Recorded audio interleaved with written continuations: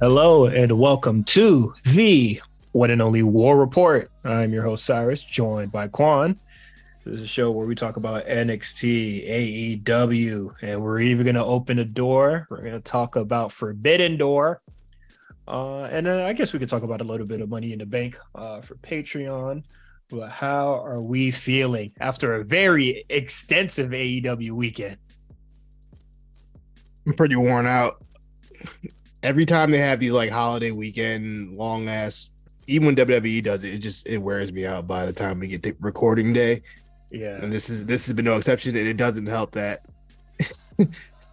I think this episode of Dynamite hasn't been the strongest episode of Dynamite I've ever seen. Oh no, this episode is definitely like contender for worst episode of the year. Um no, I honestly I think it's kind of a little bit worse with WWE because for their thing it would be SmackDown pay-per-view. Wait, you remember when that one time where it was SmackDown pay-per-view, NXT pay-per-view, Raw, NXT. True. Dog, You're right. hit us over the head with that shit. But not at least those pay-per-views are good. But yeah, honestly, when the weekends are wrestling weekends are long like this, I'm just like I honestly could barely remember anything, and then shit hurts. Yeah, I have a hard time retaining information as is, throwing in just like 5 straight days of wrestling, and a lot happened. Well, you know what the thing with AEW is, like, a lot happened, but a lot didn't happen.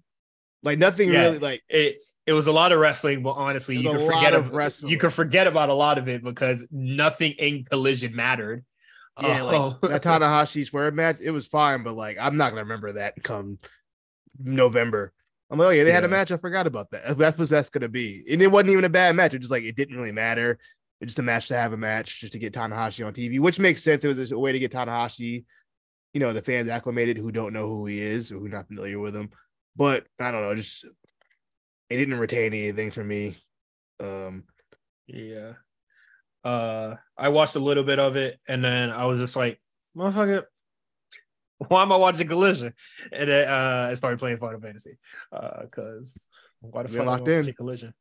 I'm almost finished, but I didn't play any today because I had to do this shit. Let's get into the trenches. Go ahead. I'll tell you my gaming news. I have been watching people play Diablo on Twitch for the last like 2 weeks now. I didn't really know what was going on, but I was like, you know what?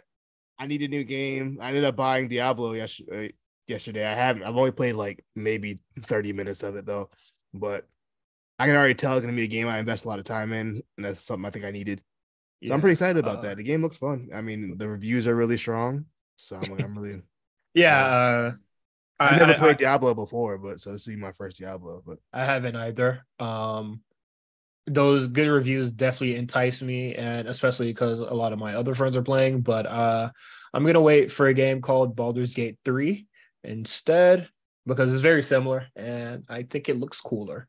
So I'm gonna wait for that. And you know what's weird though with Diablo, the fixed camera. I'm not used to that, so I keep like moving the right stick around, thinking I can move like the actual camera. Like, and I just can't. I'm not used to fixed camera games like that, so it's really like messing me up. I have to get used to that. But games in that. Well, I'm trying to because I played another game similar to Diablo. I don't remember. Well, I moved the camera for the turn-based moves and shit like that. But yeah, I don't think you could really stack or like move the camera in games like that. I don't even think you can move the gate in Baldur's Gate 3 either, but it is what it is. It's something to get used to. In another gaming news, Fight Forever has been bought. We'll be playing it. We'll be playing it. So do you want to play it after SmackDown or during Collision? Let's do after SmackDown. Okay. Okay. No, you know what? I take that back. Let's do it during Collision because I'm not gonna watch Money in the Bank and Collision on the same day. I'll save Collision for Sunday. Okay. So Saturday, fellas, literally a day after this is released to the public, we'll be playing AEW Fight Forever. My plan for this is to I'm gonna try. I heard that the mode is really bad, but I'm very curious to see what it offers. I'm gonna do Road to the Elite or whatever Me that too. game mode is called. I'm gonna do that, try to get as far as I can. And then I'll come back Wednesday, and then you'll get your review. Yeah, we'll definitely talk about it. I mean, the reviews are out. Yeah. It seems like a mixed bag. And no, people aren't saying it's like terrible, but no one's really saying it's great. I mean, unless you're like a fan of AEW, but they're dancing around saying that the game is bad, because I saw one review where he said something that sounds absolutely awful. And he was just like, "It's good though." And I was just like, "Come on, dog. You ain't got a lot to be, big dog." But look at Metacritic real quick. It got a 63 on Metacritic. Gotcha. That's what it debuted as, and then IGN gave it a 6 out of 10, and that has people in an uproar all day. And my thing is that yes, I do agree with the just try it out for yourself, always see for yourself, or I don't really subscribe to IGN as either. Like I haven't been on the IGN website since I think like 2007. Dead ass. I'm about to say since like high school. I don't think I've ever been on IGN for anything. I am not on IGN looking for reviews or really caring what people have to say. I gravitate more towards YouTube reviews. I like those a little bit better than whatever the fuck they got going on. And then like from miscellaneous content creators, and it's still getting a it's all right. medium review all around. Yeah. And still on the Reddit thread, I'm hearing absolutely terrible shit about this game from the Reddit thread from real people. See, that was my thing. I was talking to a lot of people, and they would be like, "Yeah, well, like they'll like when the early releases were going out or whatever." I'm like, that's cool. Like the fans some fans got to get it early, but like I want to hear from like real like gamers that play games for real and like review games for real to get what they were saying about it. And they kind of like, I think the things I assumed were gonna happen, kind of what happened. The gameplay, it's fun, but it's kind of limited. There's not a lot of meat to the bones. Yeah. And I've heard people say, yeah, well, they're gonna add things to it, but I'm like, how long is that gonna take? Will that be the fix? Like, one thing is, are you sure they're gonna add to it, or are you just saying that too? Yeah, that was. I mean, they said their aim was for this to be a game that's ongoing, but realistically, what are they gonna add? I mean, they'll add more wrestlers, of course. I don't know, man. We'll see. You know, a thing I will say. I think I'm going into this with the mindset that this is like a wrestling game, when really I think I should be going into this with the mindset this is like a fighting game, if that makes sense. You know what I mean? If this is a fighting game, that is absolutely worse than what it is. I definitely think you should be walking in with the mindset that it is a wrestling game, because it don't seem like it. They got like MGF doesn't even have like, didn't I read something like MGF didn't even have like actual wrestling moves in his repertoire? It's like all like cheating and like flow blows and shit. I don't know. It's some weird shit. I don't know. Because if you want to compare this to a fighting game, and then you look at the pool of other fighting games that are out there, like Street Fighter 6 just dropped, and then you look at AEW Fight Forever, that is not I think just keep it towards a wrestling game, because the wrestling game competition is very low. The dude's Sting about to wild out. Hold on. He's about to jump off a ladder through a table. You need to relax. Getting revenge for what is he doing? That's too far out. I'm so, guys, for anybody who knows, we're like watching, we like started the podcast early. Usually we record after Dynamite, but he really jumped off. The episode's been awful. Oh no, Sting, you can't do that, buddy. Oh no, I know that hurt. Oh, yeah. So anyway, what were we talking about? AEW Fight Forever. There's something here that I thought was very, very, very, very, I don't know. I don't really like this part of AEW Fight Forever. This is from a real person, forums, people that have the game. One and I put it on Twitter and nobody could confirm that it's not true. So they said that the one downside is all the special match types are one-on-one. Me and some of my buddies can't have a three-way ladder match or anything. Small bummer. It's something that maybe it is something that could be added later. My thing, why wouldn't you launch with this? No, did that person mean online or like all together? I most likely online because who's doing couch co-op these days? So, if and our Discord that you could join on Patreon, patreon.com/a-show-RNC. The gaming community is massive. Like, if you want to play WWE 2K23 with somebody, you can. Like, probably at all hours of the fucking day, somebody is willing to do an elimination chamber. Money. I think this weekend they organized something to do with Money in the Bank, coordinating stuff like that. Now, if I can't, only 2 people all the time, that's gonna be ass. I'm only also gonna no crossplay. Yeah, them. Does 2K have crossplay? I'm unsure. I don't know. I don't play 2K online. I wouldn't even know. Yeah, I online 2K with randos, you get some of the weirdest niggas that have the fucking F5 as a like grapple. You don't want to play with those people. But no, that's pretty bad. Because I play games with Mark and Justin, and not that they are gonna have AEW Fight Forever, but like, what if somebody else in the Discord was just like, you know what, fuck it, I want to get it too, and I'll play with you guys. I'm not suggesting that. But now it's completely out of the realm of possibility. And I think that's very unfortunate. Because I'm pretty sure No Mercy, you could play with multiple people. I can't. Well, you could do a triple threat ladder match, but you couldn't do a 4-way ladder match. I remember that. That's funny. But we used to run triple threat ladder matches on there. You know what's crazy? I cannot wait to play it just to see if it's really like No Mercy, because I played a lot of hours of No Mercy, and I know what No Mercy feels like even after 20 years. I know what No Mercy feels. So I'm really excited because I seen a lot of No Mercy today.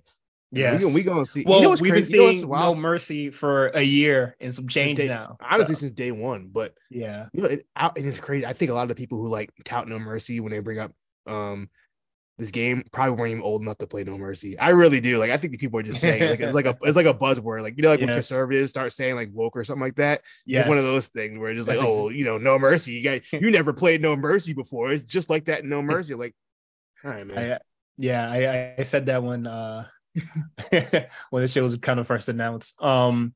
There's another, like, just the public reception. Like, I know people are just like, form your own opinion, blah blah blah, this and that. But like, I saw a tweet earlier today, and it said I played 2 single matches, and it's a $30 game. And that and this is for somebody that likes AEW from the tweets that I see. Well, they're very middle ground. I know what the account is. It's one of those accounts that blocked me. That has blocked me, so I know what side they're on. So yeah, they really meant that. Yeah. Even I think their tweets are hilarious, but they followed me on Twitter and I didn't follow them back, so they unfollowed me, and I was just like, yeah, I'm not gonna follow you, big dog. Like, I thought your tweets was funny, but not that funny. Yeah, that's one of those accounts that blocked me. I don't even know what I did. This match is still going in.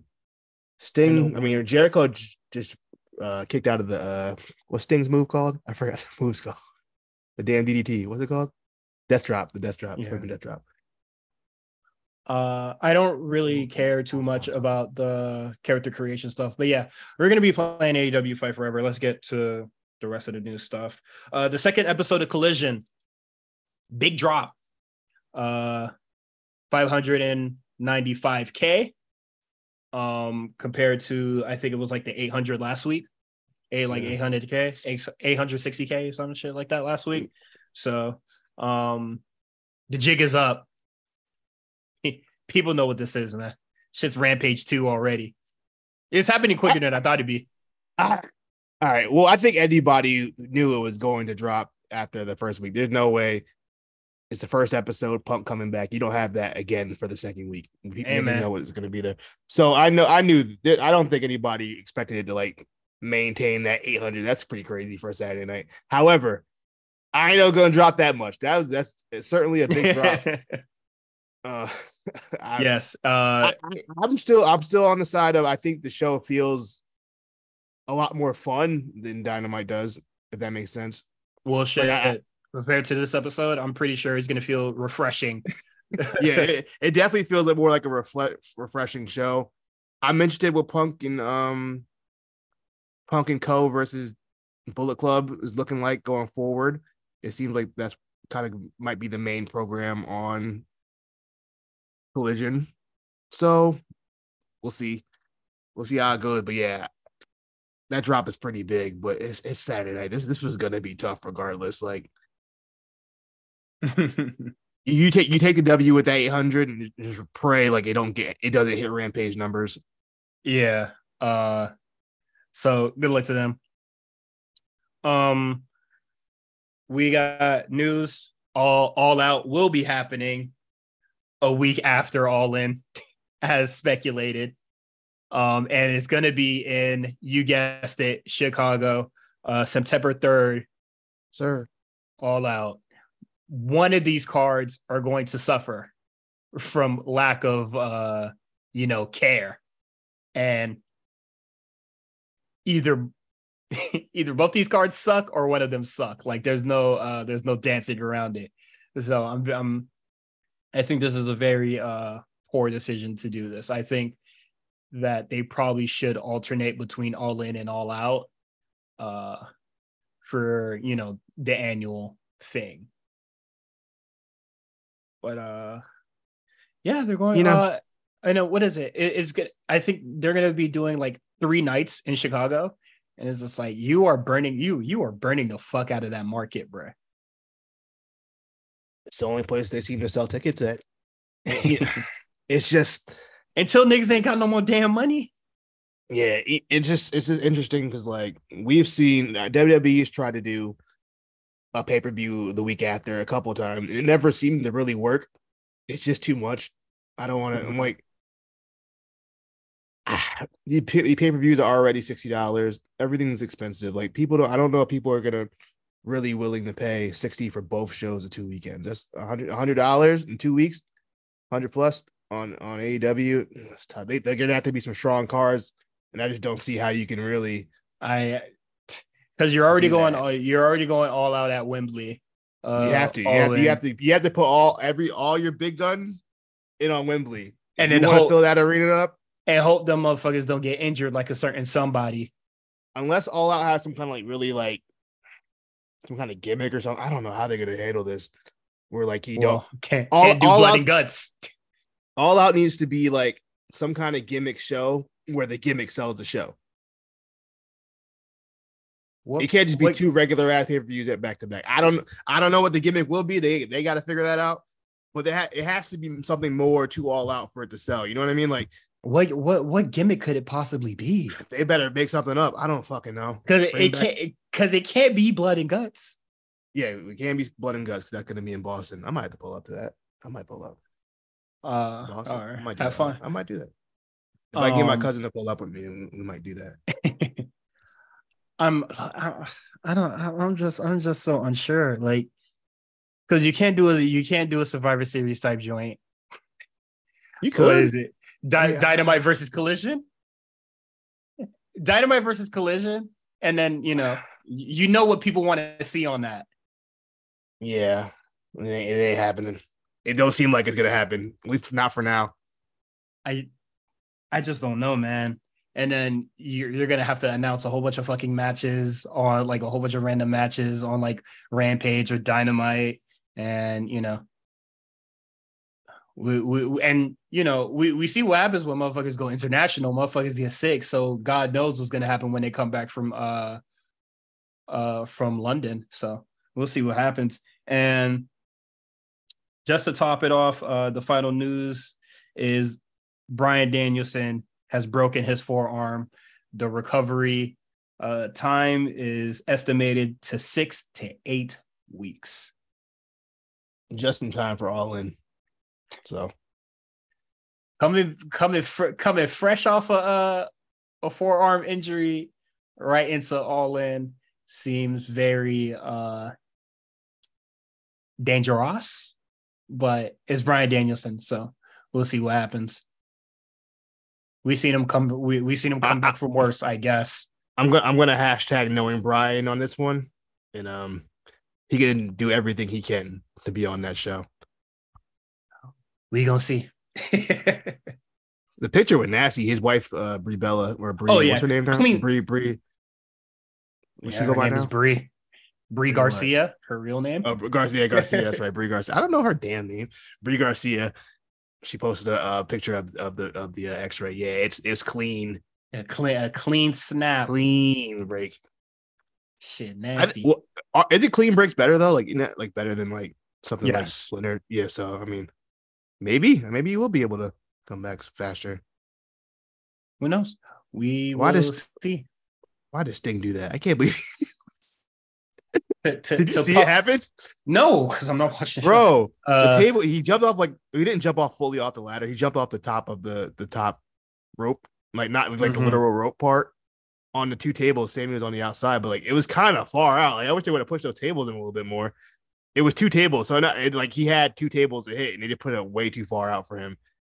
And he only hit one, and the table like barely broke. He went like gut first into that. I know that had to hurt. He'll feel that tomorrow. Like you said, it's Sting, so immune to criticism. A little too much dip on the chip for that one. But yeah, Bryan Danielson breaks his arm in the event, in the main event with Okada. I don't watch the scrum because obviously if anything's going to be important or a little bit of spicy, the TL will tell me all about it.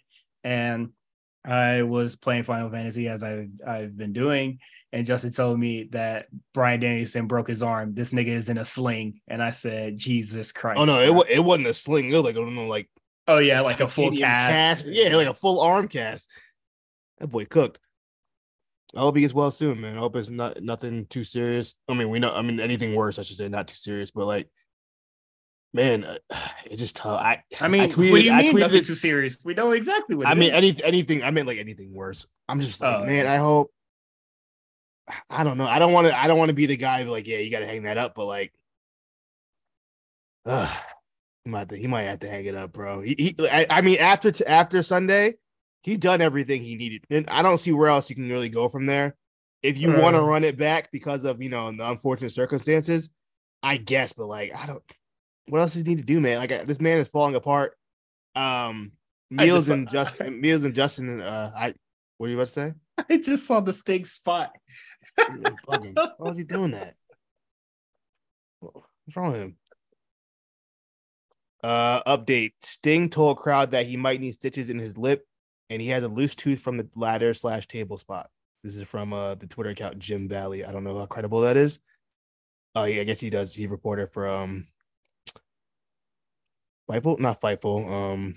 What's the joint called? F4 Online. What is that? What's F4 Online? Either way, Figure 4 Online. Yeah, Figure 4. Okay, Wrestling Observer. No, so, yeah. The way that his tummy. Why do you call it tummy, though? Because that's the only thing that fucking touched the table. Tummy. How you go into the table ribs first?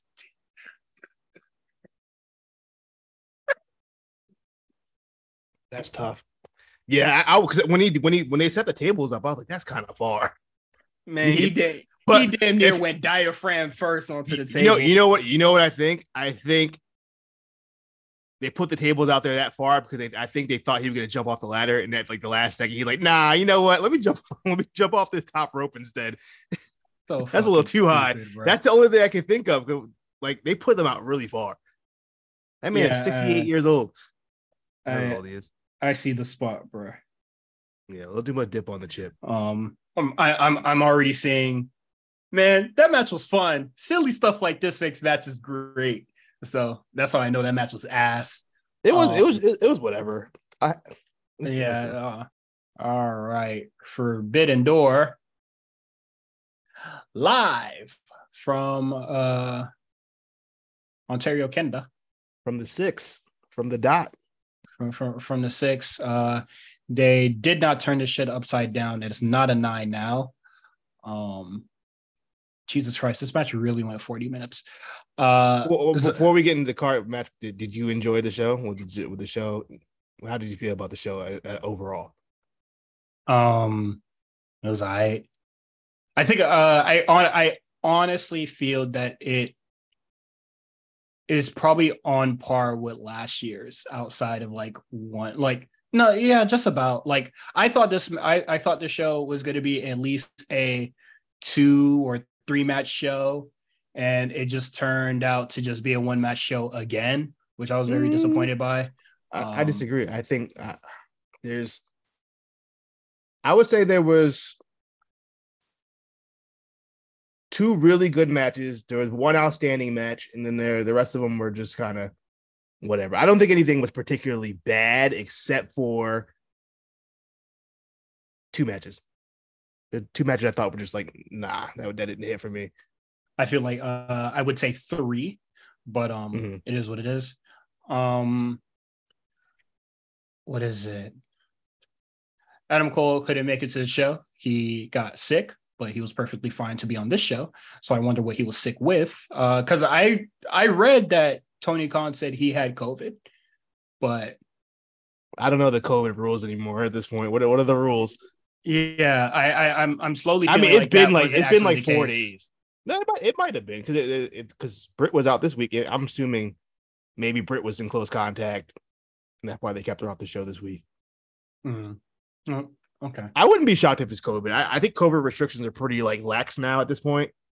So I don't think so. It's been what Sunday, Monday, Tuesday. It's been 4 days. Well, AEW is always lax with certain things, so that they should. Yeah, it's been. I'm pretty sure 4 days is like CDC. Okay, like it did no symptoms showing or anything.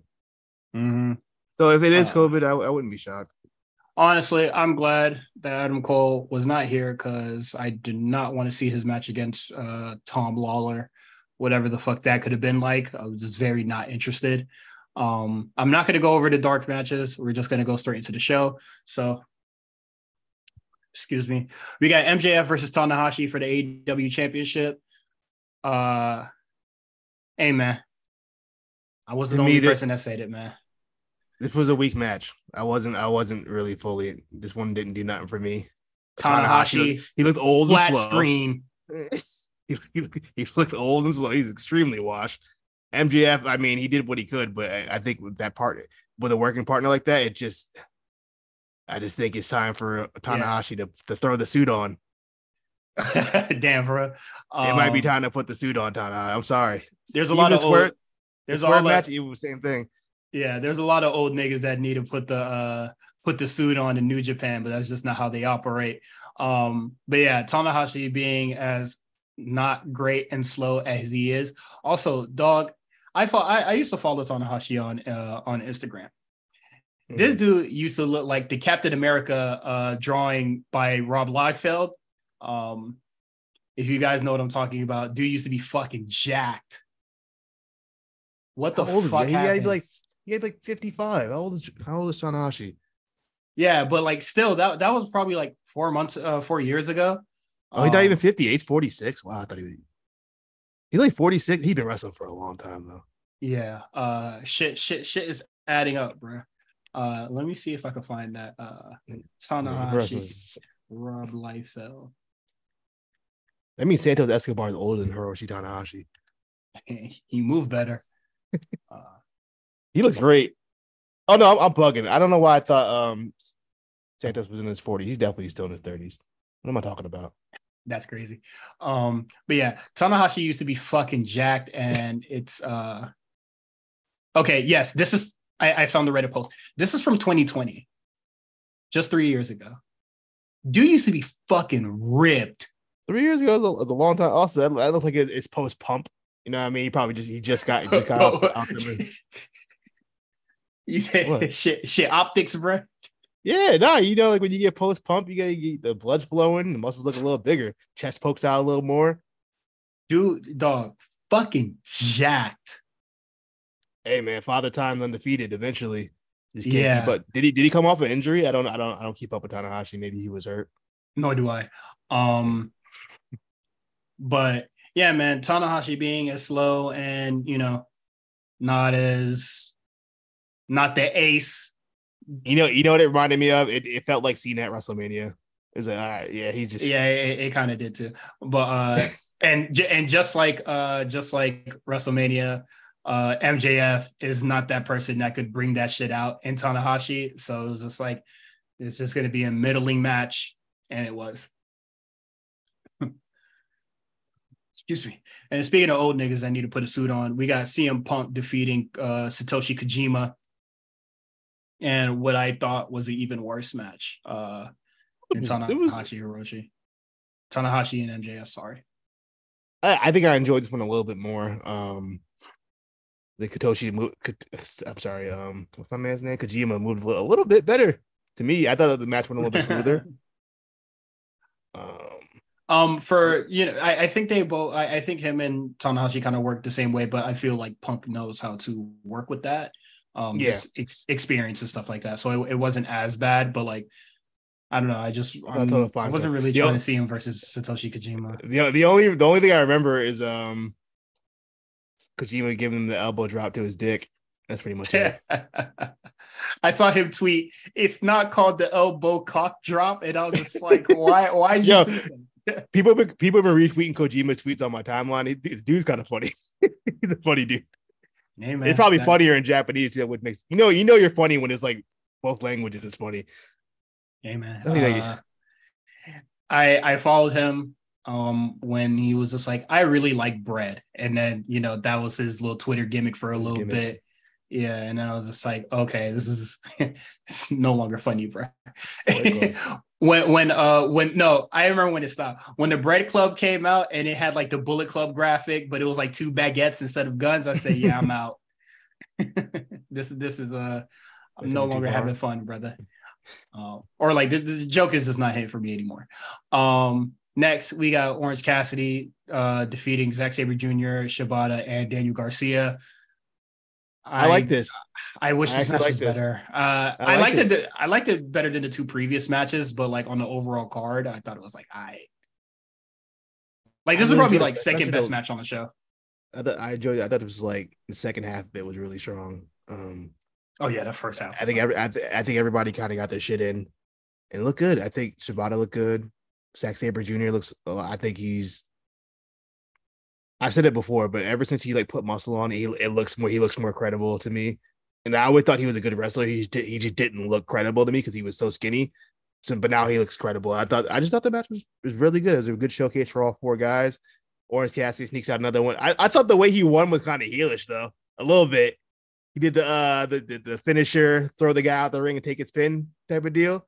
A little heely, but you got to survive. So I feel him. I mean, you got to do what you got to do. I do like this match. That was pretty good. Yeah, it was an okay match. When I thought the card was looking up, we came crashing down. We got Sonata versus Jungle Boy, Jack Perry, and these guys stink. I'm not gonna place blame on either guy. I think both these guys suck. So the thing with this match for me was that I already have preconceived feelings about Sonata, and I have preconceived feelings about Jungle Boy. So I went into this match thinking this is going to suck. But in the back of my head, I was like, I hope they prove me wrong, and this is something. But all they did was confirm what I already felt about these 2 guys. This match was a dud. Nothing of importance. Nobody cared. Sonata blows, bro. I've been saying this about people have been touting Sonata for years. He was the next big. He's coming up. He's gonna be the guy. And every time I would see him have a big match, I was just like, that didn't do nothing for me, man. Like when Okada would constantly dog walk his ass. Yeah, it was like he has a great. I think he looks really cool. He looks like he belongs with the main championship. But like when that bell rings, just like it's kind of boring, and this didn't help. And he wrestled a wrestler who's also boring. So it just two boring guys having a match. It didn't really matter. There was no real build to it. It was just like, hey, you're wrestling Jungle Boy, and I was like, okay. Yeah, you're right. You know what I mean? Just like, what do I do with this? Yeah, I felt like the match was just like it ended. It wasn't. There was no real like second gear. Like the match happened. It felt like a Dynamite match. It felt like a Rampage match. Honestly, no, yeah, it felt like a damn Rampage match. If you would have threw this on Rampage, I wouldn't even have cared. Hey man, that is Jungle Boy Jack Perry for you. And then he turns heel after the match, and I was just like, what? How did this hatred fester? You guys were only hanging out for like 2 weeks. And then we get the very shitty promo on the show this week. And it turns out he's just mad because Hook walks around with a title and he doesn't. It's just like, and then he acknowledges that the FTW isn't even recognized. But he still knows wants it. Yeah, it means a lot to you, so I want to take it. I'm just like, dude, they have nothing for you, and this is what they have. This is what they're gonna have you do. This heel turn to me felt very reactionary. I feel like they turned him heel just because they saw the solo run wasn't really working like that, especially after the pillar 4-way and just to build to that. And he looked like a dweeb out there. So I think someone over on the creative team over there was just like, you know what, let's just turn him heel, thinking that would be just, the end all be all fix to maybe you'll get a reaction. The Twitter solution. Yeah, the online wrestling community solution to just turn something heel. But the problem is like the reason he's not over is because he has no real personality. And I don't think turning heel was going to save him from that. And as we saw tonight with that promo, it did not. Like it only made it worse. I mean, I will say Hamilton was very generous to him with the crowd reactions. They were booing. I don't know why, because that promo was a joke. If that were in like any, that was real low, bro. If that was in the PC or something like that. No, you would have heard all you would have heard was the air conditioners. I heard somebody get your popcorn. That loud. Yeah, match was bad. Another stinky match is this 10-man tag with the Elite, Eddie Kingston, Ishii defeating the Blackpool Combat Club. I'm not fucking with this. I see you wagging your finger. Nah. I liked it. I actually really liked this match. Fucking stunk, bro. I really like this match. What didn't you like about it? The fact that it's a 10-man fucking tag with a whole bunch of fucking people that stink. But it's not, at least there's a 10-10 tag with like a story to it. It wasn't like a random 10-man tag. I didn't say it was a random 10-man tag. You just don't like the participants. Yeah. Also, the story sucks. I thought Eddie Kingston looked like a real dork in this match because he's like conflicted to fight. This is Mr. I'll fight anybody all the time, Mr. Tough Guy. Yeah. For some reason, he's like conflicted to fight this match. John Moxley, like one point, like sacrifices himself for John Moxley. I was like, why? What? It was really weird. You were in the segment when the match was announced. Like, how are you having conflicted feelings about beating up John Moxley now? And then you got some other stupid ass shit on the show. It was just like, he says, I saved you, Moxley. I saved you, blah, blah, blah, this and that. And then you're aligning with this asshole, Claudio. Motherfucker, he's been rocking with Claudio for damn near 6 months now. And now you have a problem with that?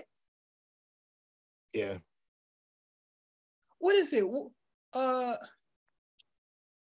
Wasn't Claudio in Blood and Guts with him?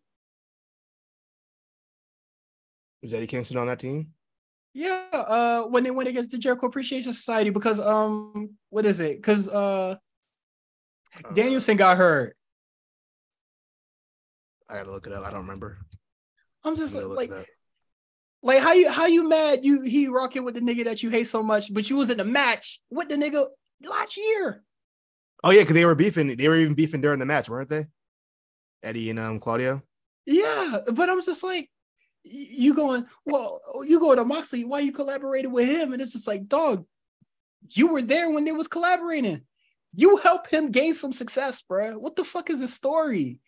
Well, the story now is like it's going in circles.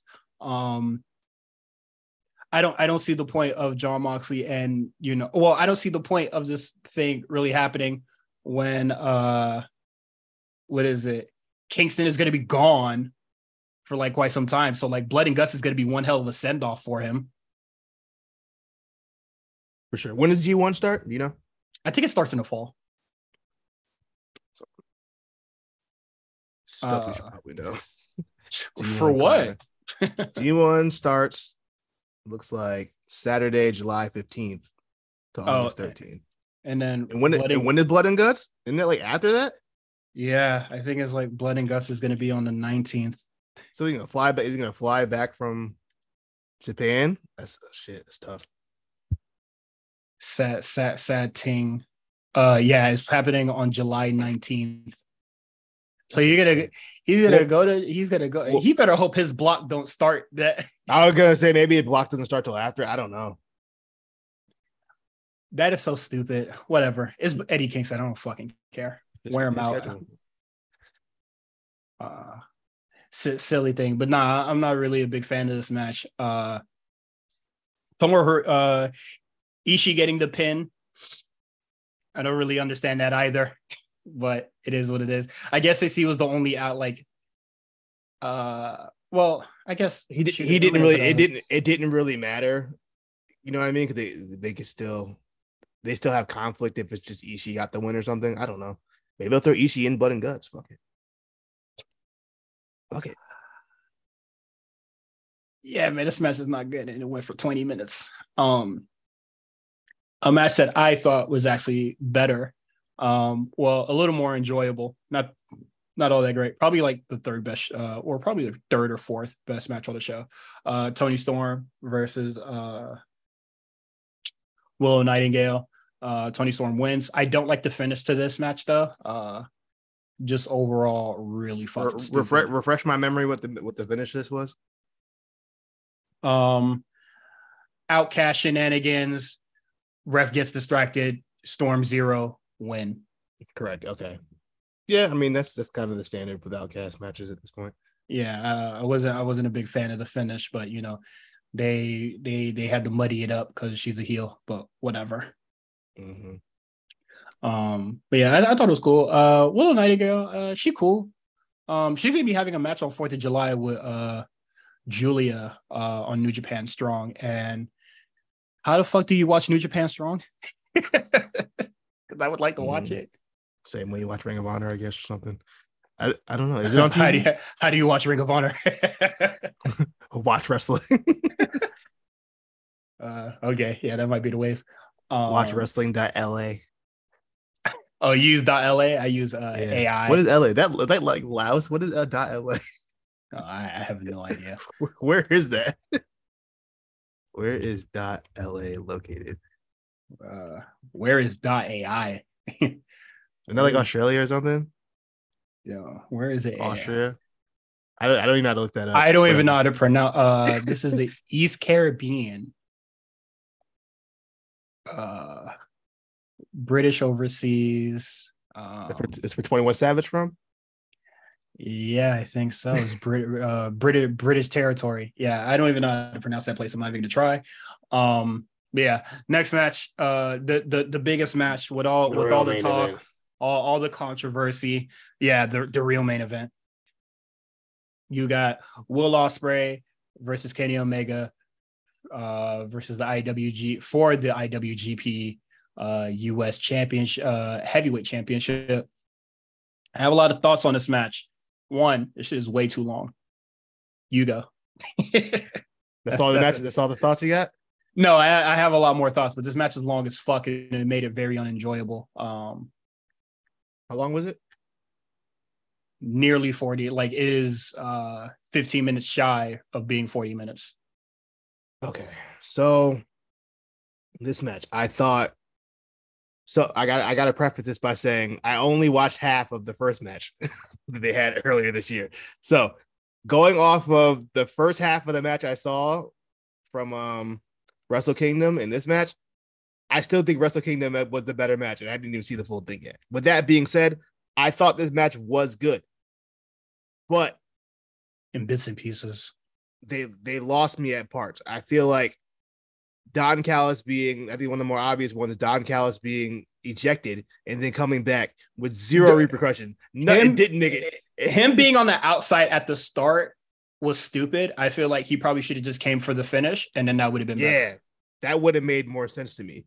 Then two, I thought the screwdriver, if you're gonna bring the screwdriver into this, let that just be the finish. You know what I mean? Then you can still maintain whatever you want to do with Kenny and Don Callis going forward, because Don Callis screwed him over. But they wanted this to be some kind of epic compared to the Wrestle Kingdom match, which I think probably would have been better if they just, stuck with the story. Because after that, we had more match, and at that point, it just kind of became like, oh, we're about to do everything we fucking can to just, pop the crowd.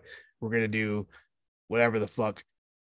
And then they were now we get to the point like, okay, now we're kind of like, what are we doing here? I thought the one wing angel on one kick out it wasn't really necessary. I don't think that was necessary. It did get a big pop, but I was just like, I guess I get it because no one kicks out of the one wing angel, but it was just like, okay.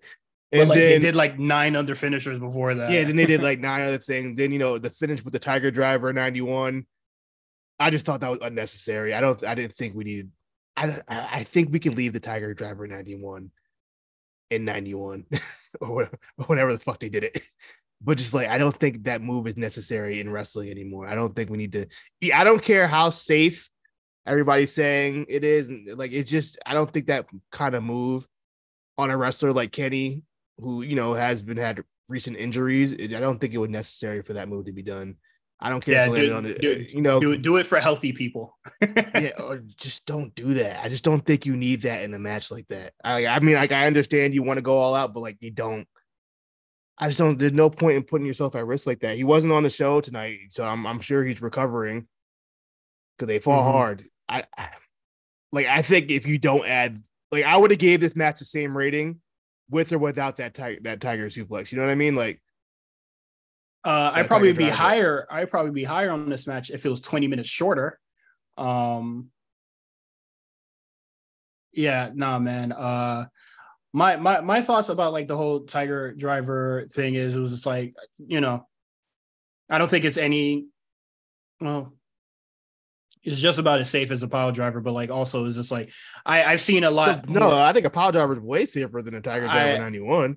I've seen a lot more regular shit be more dangerous than this in AEW. I've seen a whole bunch of AEW wrestlers do a lot of stupid shit way worse than the Tiger Driver, off simple shit.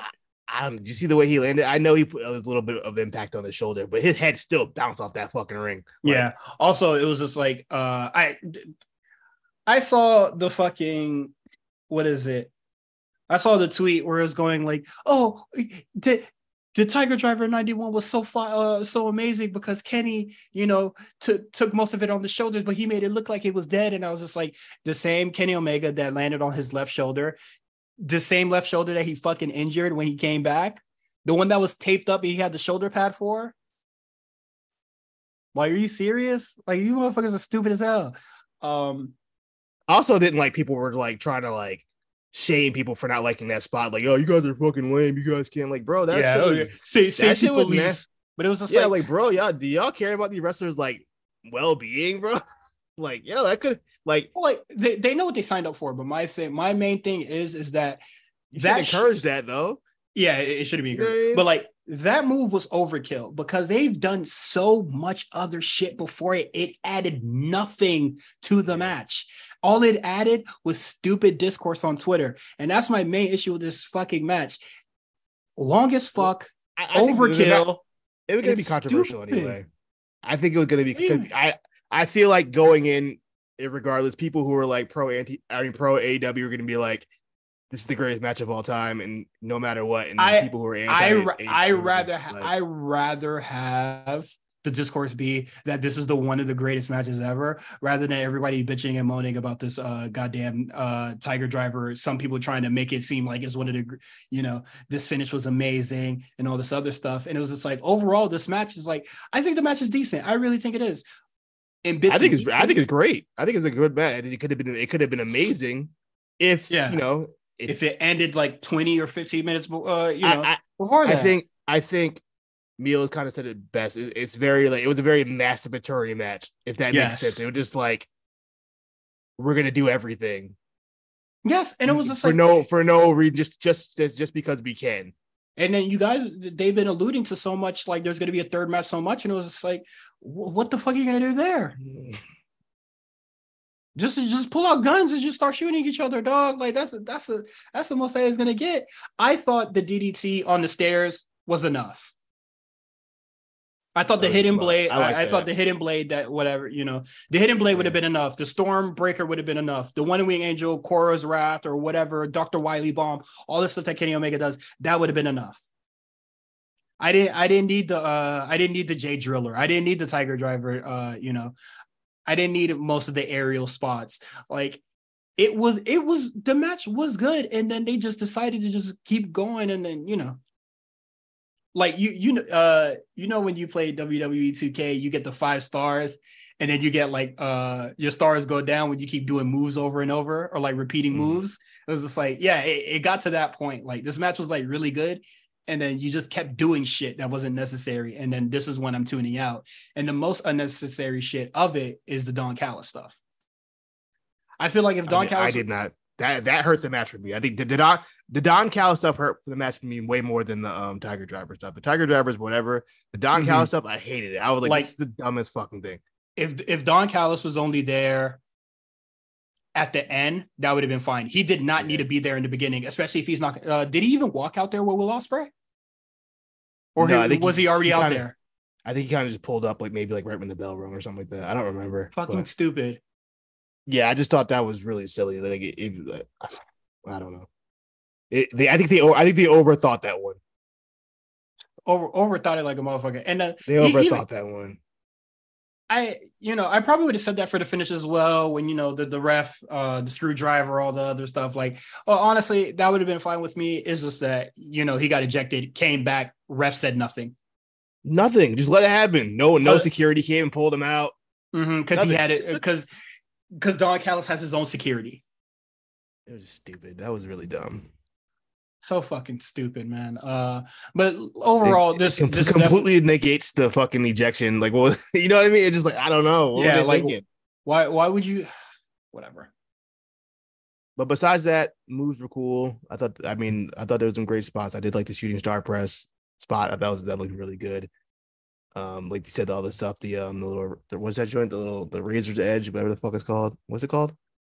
His little back elbow, his little backhand joint to the back. Oh, the hidden blade.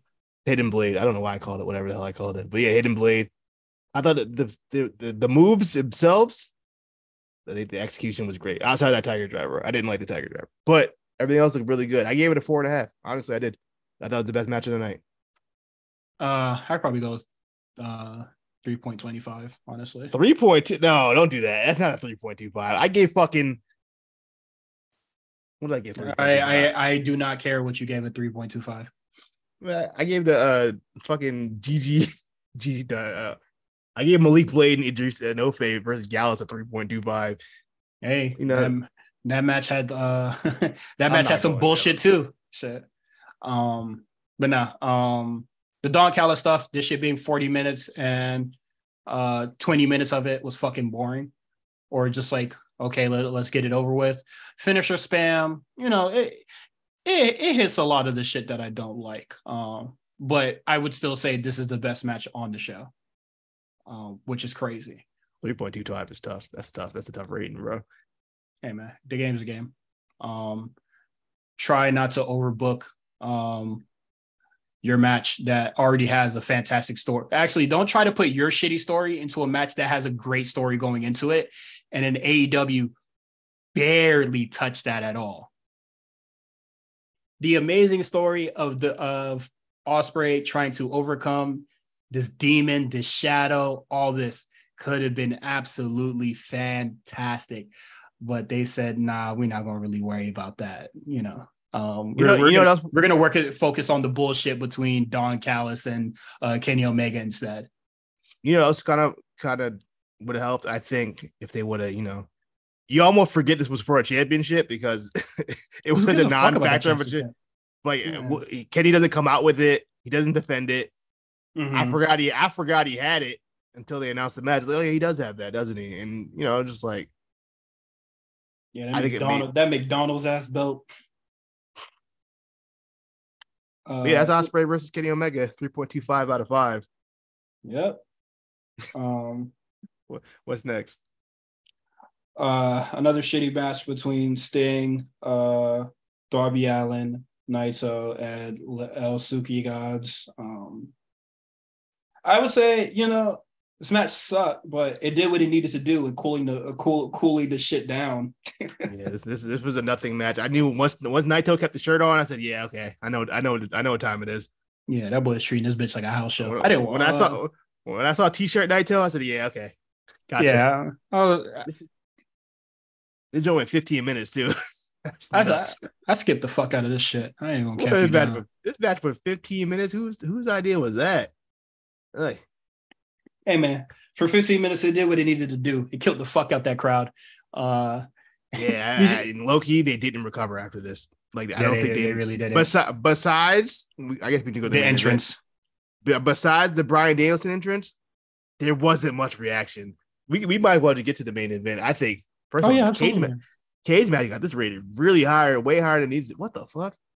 Of course, they saw a Carmelo Hayes and Baron Corbin get that rating, and they say, "Yeah, we got to fix that." That's a high rating. Wow. Okay, they thought more highly of it than I did. Okada versus Bryan Danielson. I want to start by saying Bryan Danielson coming out to the final countdown.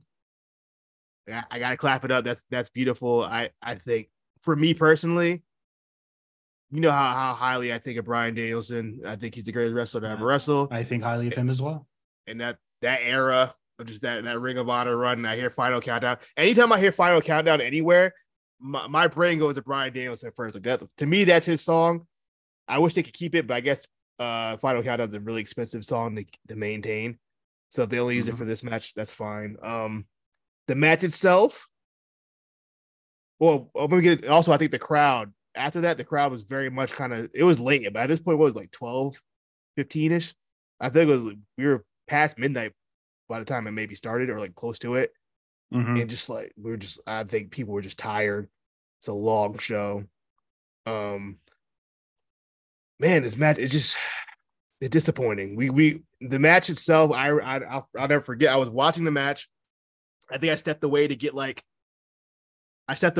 go grab a snack or something. I thought, we got to get at least another like 20 minutes out of this. Yeah, honestly. And I swear to God, all I heard was Excalibur go, Okada tapped. I was like, wait, what? What just happened? Like the match never picked up that next gear. I think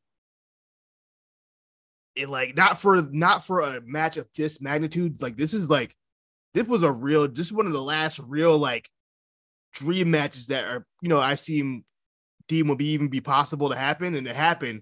So I think I went in with the expectations of like, even if this is like a good to great match, that's all I needed. But I was expecting them to at least, go all in and really give us something. And unfortunately, it just didn't become that way because of unfortunate circumstances. Yeah, just injury. And I just think also that in the fake seizure, that kind of that killed the crowd too. Because at that point, I'm like, what is going on? That's really weird that he would do that. I guess that was him improvising to get the medic into the ring or whatever. I don't think it was the best call. he was in his little improv bag. Nah, he was in his Kyle O'Reilly bag. You remember when that one dude was like, Kyle O'Reilly had a seizure, and then it was like, no, he did it. And wasn't that the Casshole guy who also said Saudis were buying WWE? Oh, I'm pretty sure it was Castle. I'm pretty sure it was. If it's not, I'm sorry, I don't want to put that on you, sir. But I'm pretty sure it was him who did that. That shit was comedy, bro. He was like, "Oh my god, Kyle O'Reilly." I was just like, he'd be wailing his ass when he be face down selling. I felt so bad, dude, for Swerve. I remember Swerve like tweeted some shit like a regular heel would tweet, and everybody was on his ass like, "How dare you say that? He just had a seizure." And niggas was like, "What?" Swerve had no idea what niggas was talking about. But as far as that boy definitely did not. But I think the seizure thing kind of really threw the crowd off, and I don't think they ever really recovered from that. And then they were just like doing like kind of like rest holds or whatever. So I was like, okay, we probably got a little bit more time. They're about to kick it up a notch in a second, and then just never did it. The match was just over. It went 27 minutes, but it ain't feel like it. Besides the pile driver to the outside, I think That's the only real spot I really remember. That was the only Was spot the that was power driver, done. like the power driver on the ramp, and then it was just kind of over. I was like, oh shit.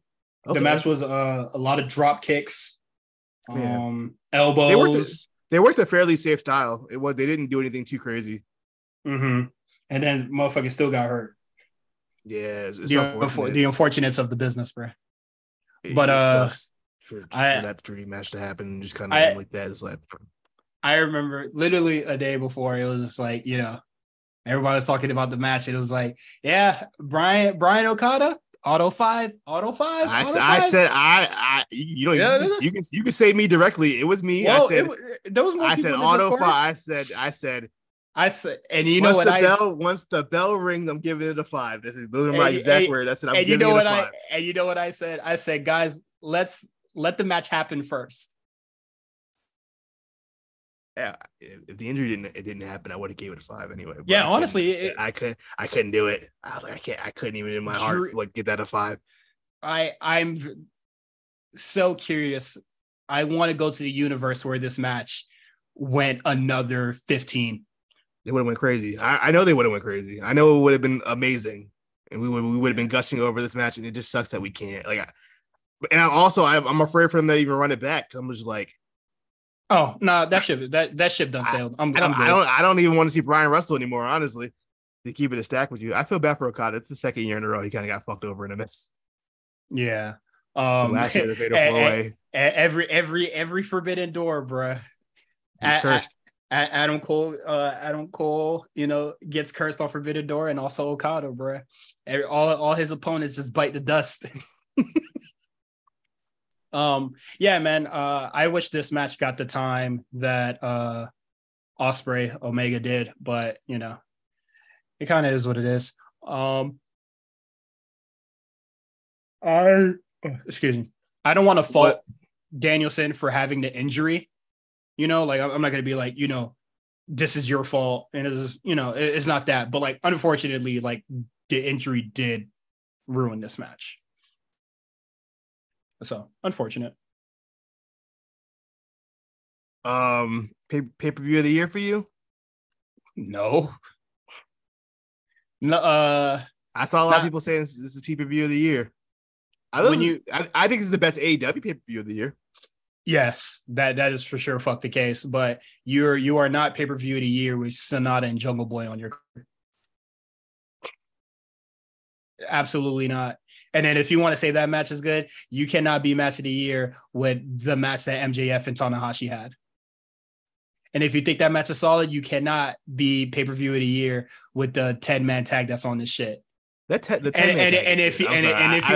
with that one. And if you want to say that is fine, you cannot be pay-per-view of the year with the fucking El-Suki gods. Yeah, that match you can say. I don't know about the 10-man. I like the 10-man. It actually has the highest rating on cage matches. The highest rated match on there. What, the 10-man? Yeah.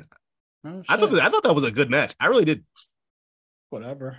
Also, you already know I ain't no fucking Yeah, you don't like the multi-man matches. Yeah, and especially with all these people, fuck no.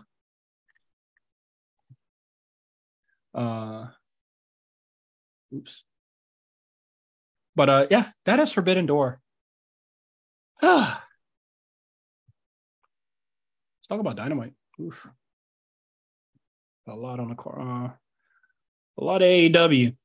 Well, the thing with Dynamite is going to work out is that it was a lot of wrestling. It's fucking ass too. It's a whole lot of wrestling, and there ain't much to talk about. Mm-hmm.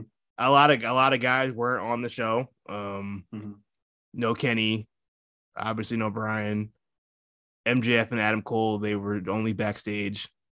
Yeah, they probably weren't even there.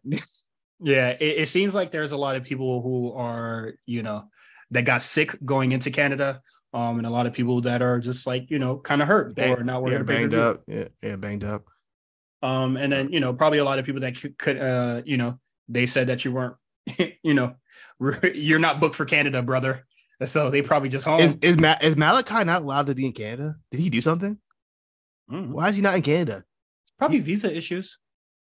Because what is it? I don't know if he has a citizenship, but he's Dutch So I'm pretty sure he has an American citizenship by now. But I mean, that'd be cool. But I don't know. Maybe just visa stuff. it must be. I thought it was interesting that he wasn't there because like the whole House of Black was there. He just showed up on the screen. But they're going to be in Canada for like 3 weeks. That's the same reason like Jeff Hardy can't be there. So like, we're just not gonna have Malachi on the show. That boy said, "Well, I'll see y'all boys in the O2." Yeah, I'm not really gonna blame management or anything like that. Like, I know the visa shit is like, yeah, you can't control that. If people can't get in because they can't get in. It is what it is. The government sucks. But let's start. We'll hear from Adam Cole and Jungle Boy. Adam Cole and MJF. MJF is just like, you know what? We're gonna be friends. We're totally gonna win this tournament. This tournament is stupid. Let's just start there. And they also announced that Keith Lee and Swerve are going to be a tag team in this tournament. And I said, come the fuck on, bruh. Can we stop with this Keith Lee and Swerve shit? The will they, won't they? What's the two people on Friends who took like 10 seasons from the hookup and they finally did? Was it like Ross and fucking? I have no idea. I never watched Friends before, but I know there's like a long story. Joey and probably some other motherfucker. Will they, won't they? And I feel like that's Swerve and Keith Lee at this point. They keep flirting with it and just don't do it. I yeah, they keep flirting with the singles match and not doing it. I think it was Ross and Rachel. I've never watched Friends before. I don't think I've ever watched a full episode of Friends.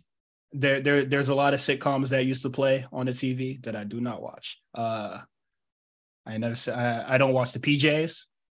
That's a random fucking shit. They had like one season. The PJs. It used to play on UPN. Yo, as soon as Martin was over and I see the fucking claymation, hey brother, change the channel. They had 3 seasons. That had 3 seasons. Wow. Okay, didn't know that. Let's just do it a sidebar. I do not fuck with the PJs.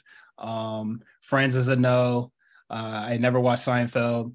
Kings and Queen. No, I like Seinfeld. Seinfeld's good. King of Queens. It's okay. I'm sure it's perfectly fine. The George Lopez show is a no. Hilarious. Honestly, just I think it's a better list is just the ones I like. I used to not like the Wayans brothers, but now as an adult, I see the humor in the Wayne show. Martin, probably one of my favorites. Fresh Prince, great. I didn't get the Jamie Foxx show at first until I didn't get it until I was a teenager. Underrated theme song. Yes, really good show. The Steve Harvey show was also really good as well. Living Single? Are you a Living Single kind of guy? I'm a big fan of Living Single. Is the show called Living Single or Different Worlds? Because that's two completely different shows, bro. Because I'm about to say I don't like one of these shows, and I gotta remember which one is which. A Different World had that light skinned shorty. I forgot her name. It was the Cosby spinoff, and then Living Single was the one with Queen Latifah. Living Single is not it. Living Single's I'm recently watching it. It's fucking funny. It's hilarious. Different. I think it's Different Worlds is the one that I don't like. A Different World I never got into. I never got in the Cosby Show. Didn't care for it. Because what is it? Different Worlds got this one girl with a really annoying voice, bro. Yes, that's the main shorty. I said I can't. I can't. What's her name? I have no idea. I can't do this, bro. Essence. It's not Essence Atkins, is it? No, it's Lisa Bonet. I'm bugging out. Lisa Bonet. Why did I think it's Essence Atkins? Lisa Bonet. Yeah, she's fine. It was just the voice. I couldn't do it, brother. But yeah, my throat is starting to hurt. So let's actually let's start talking less. If we're talking GOAT sitcom, for me, it's still Boy Meets World. It's always going to be Boy Meets World. Martin for me. Jungle Boy cuts a promo. We talked about it earlier. It was really shitty. And it seems like the feud is going to be him and Hook.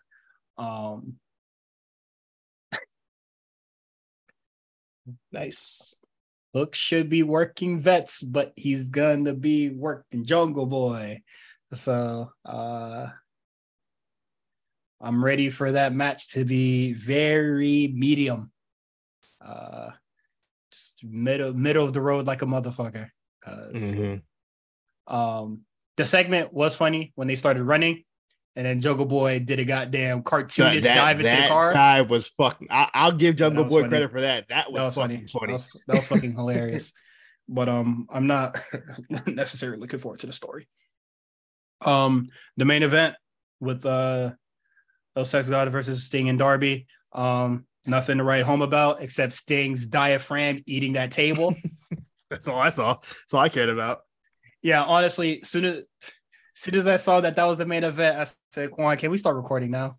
Yeah, I said the Sex Gods versus Sting and Darby. You got it.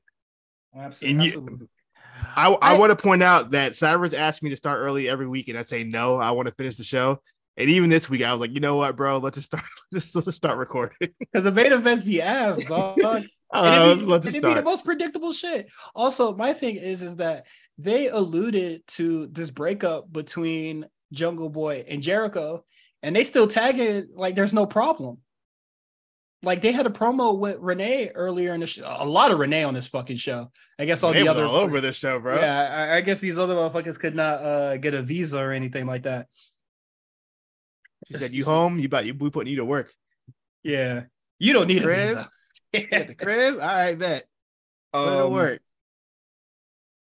Yeah, like it doesn't really seem that there's any real dissension between the two, and like this is the second time they did this because they were hinting at dissension between Daniel Garcia and Jericho, and then Garcia was just like, "Fuck it, sports entertainer," and then they never went back to that. Well, they lightly reference it from time to time. Yeah, now they're doing it with Chris Jericho and Sammy, so we'll see. But I think this one, I'm hoping they don't make the same mistake again. They just kind of get Sammy out of there and have him do whatever the fuck. I guess they want to face turn him, which it seems like kind of where they're going with it. The slow burn to the face turn, like this motherfucker doesn't have a baby on the way that he's gonna have to leave on paternity, for paternity leave. I mean, paternity leave don't be that long. He'll be back in like 3 weeks. No, keep him out for longer. We were supposed to get Britt Baker versus Ruby Soho, but it didn't happen. So Ruby faced a local talent, Nicole Alexia or Alexia Nicole or something like that. Yeah, either or. And she beats the local talent and then cuts a shitty promo. Winded is a word, boy. She was breathing hard. Gasping for air. She should like pass the mic or some shit because she was huffing and puffing, saying all sorts of shit. And I know she was probably, stalling for time or whatever, but just another lack of substance promo from the Outcast. And the crowd reacted to Jungle Boy, even though the boos were very low. But I'm still begging the hottest bitch in the entire place. I couldn't even take him seriously after that. Once he said that, he lost me. Yeah, I was like, you do not talk to your woman like that. Well, why would you call that in your life? Why would you refer to her as that? And then what is it? Kyle Fletcher was just like, no, you don't. I said, hey, tell that motherfucker, bruh. Defend your woman, bruh. But yeah, Ruby Soho says she hopes that Adam Cole and Britt Baker don't have children because they'll be weak as fuck. And I was just like, that's weird, but okay. I thought, I was just like, MJF wasn't going to be on the card, so she thought she could take that spot, and it was pretty ass. But that's the Outcast form. And then what opened the show was Ishii versus Moxley. If you like if you like their Ishii matches in New Japan, or if you like John Moxley, it don't even feel like that though. It feels like it's a parody of what you think New Japan is. Yeah, it's like the first half of this match it was like strike exchange. 5 minutes of fucking forearm strikes. It was just like they were just like, all right, y'all dragging it now. We could have cut like half of these out. Because it started with the strike exchanges. And then you go into commercial, come back, and then do the strike again. And I was just like, do you niggas want to wrestle at some point? The last 5 minutes of this match I thought were great. Everything else before that, I was like, bro, can we just get to the fucking point? Like, what are we doing? I'm so over the booyah thing. I'm so happy. And the thing about that is when they go to, ooh, yeah, when the crowd starts clapping, Wrap it the fuck up. They're done. They're tired. Done. Why are we still doing this? That is your verbal cue or your audio cue to wrap it the fuck up and start wrestling, or at least do a grapple, do an Irish whip after something. Yeah, a lot of forearms I lost, but I thought the last 5 minutes of it were great. Yeah, and that kind of saved it from me from being a terrible match. I was like, okay, that enough. After once they start doing maybe like I want to say maybe the headbutts after, I was like, okay, we're moving now. We're moving. Yeah, the final 5 minutes of this match is good. Even with Moxley's terrible elbow, he gotta stop doing those fucking elbow strikes. He has to stop striking. Period. The little fucking the stomp thing. Yeah, the elbow he tries to do he tried to do the Danielson shit in his ass. Yeah, it don't look good when he do it at all. There's a lot of other stuff that happened on this card. Keith Lee, Orange Cassidy versus Viking. Orange Cassidy, Keith Lee, Vikingo versus 2.0 and Daniel Garcia. I never want to see a 2.0 match that long ever again. That's really 15 minutes. Why was that match so damn long? Clayton couldn't get a match tonight? Yeah, I'm saying, dog, 2.0 can't even get a reaction in their home country, bro. Yeah, they're from where Canada. Owens. Yeah, they're from Owens. They're from Owens and whatchamacallit at. They're from Quebec, right? Yeah, so they're from. Yes, okay. I was like, you where Owens Sammy's from. I was like, do you know where that is? I couldn't think of it for a second. I lost. I'm not good with we've already discussed this. I'm not good with Canadian geography. I just know. How long was it? I just know it was 13 minutes. I felt like it was 20. Mm-hmm. And it stunk. And for some reason, Keith Lee has navy blue hair. I say, man, you look old as shit, bruh. No, like now you look less old as shit. You look what is it? What's up, fellow children? Like you look like that now, bro. You look stupid as hell. What else happened on this show, man? Elite versus Dark Order. Yeah, that stunk too. Another okay. Another friendship that was quickly sidelined. So Blackpool Combat Club can announce Blood and Guts. And I think that's about it. I thought the match was okay. I thought it was cool. Oh, and they did a video package for the Owen Hart stuff. So that was cool. I thought something else happened. Did something else happen? Did we get everything? Trying to think. I can't think of anything else. Let me look up the results real quick before we get there. I'm pretty sure it wouldn't be matches. I think it would be like no. I'm trying to see if there's a segment that we missed. I don't think so. I think we're pretty good. Did we say get well soon to Jim Ross? I know he's taking time off. He sounded. We said that last week. Oh, did we? Okay, I was trying to make sure. He sounded like death. What is it? Backstage, Eddie Kingston and John Moxley had a little thingy, and Renee was acting. Mm-hmm. She's in her bag. Say, guys, stop it. Yeah, I was just like, Jesus, please cut this shit, bro. I've been watching a lot of Jersey Shore recently. I've been rewatching Jersey Shore. Very much Sam, the situation. So much happens in that first episode of Jersey Shore. Bro, dog. The first season of Jersey Shore is some of the best iconic TV. It's so good. I'm on like season 4 right now. It doesn't feel the same anymore. It definitely feels more manufactured. The first season felt so organic.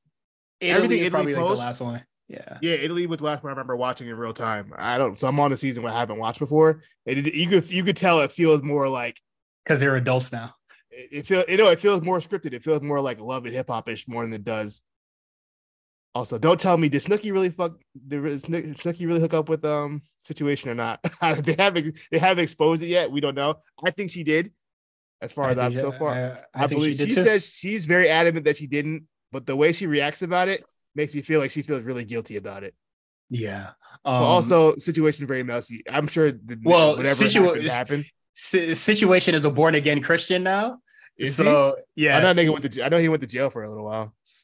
He's a born again Christian, so therefore we'll never know if he actually hooked up with Snooki or not.